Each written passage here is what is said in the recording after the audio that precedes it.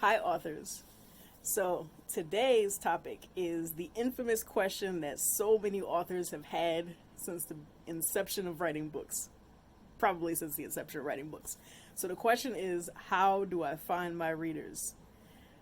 It was a question that drove me crazy in the beginning when I first started writing because I was like, okay, I kept hearing from everywhere, find your readers, find your readers. And then as soon as you find these magical readers, then your world will just bloom and blossom and everybody will just read your books and you'll just be so happy. I couldn't find my readers, long story short. I didn't know where they was at. I was looking high and low, but I couldn't find my readers. But anyway, stumbled upon a few articles, webinars, podcasts, vlogs, all of that. So I read a bunch of stuff, watched a bunch of stuff, participated in a bunch of stuff. And from the multitude of different sources that I looked at, I found that there's another way to find your readers besides like looking high and low, so to speak.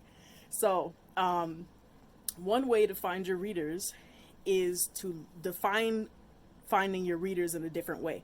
So what I was originally told was like, okay, if you want to find your readers, you need to join readers groups, build an email list, etc., etc. And all those things are good, and authors should do that. They should join readers groups that are pertaining to their genre. They should build an email list, etc., etc. All of that, the more the merrier. The more you do is going to help you. However, there's another way to find your readers, and that's by slightly shifting the definition of what it means to find your readers. So, in shifting the definition, instead of like trying to define it by like looking for readers that are out there, what you're going to do is look at the readers that are right in front of you. So, the one way to do this, and there's a number of different ways, but one way to do this is to look at the top 100 lists in your genre. And some people who have already done this, they're probably like, duh, but I didn't think of it that way before I learned this, and once I learned this, it kind of turned a light bulb on in my brain, and then I started going from there to learn how to find out what readers were looking for, find out their expectations, etc., etc. So go to your genre, whatever genre you write in, look at the top 100 lists, and you can actually look at this like each month, each week, however often you want to. But you're looking at this for research purposes only, mainly. So you're going to look at the top 100 lists. You're going to look at the types of covers. You're going to look at the types of titles.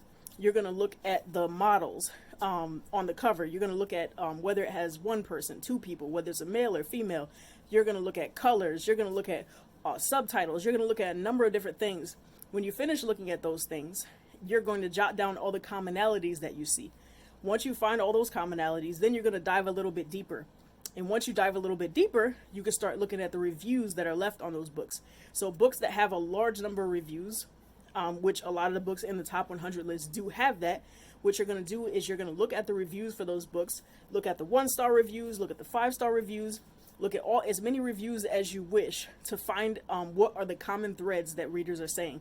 So is it that readers are saying that they absolutely love this thing or this type of character or this trope or this storyline, but they absolutely hate that one? That is one way to determine reader expectations.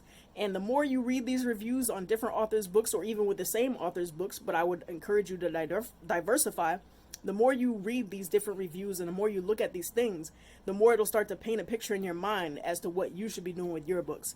And then that is one way that you could find your readers, and then hopefully one day you will end up on that top 100 list as an author as well.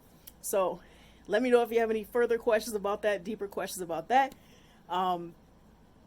I'll talk to you soon. Hopefully this helped.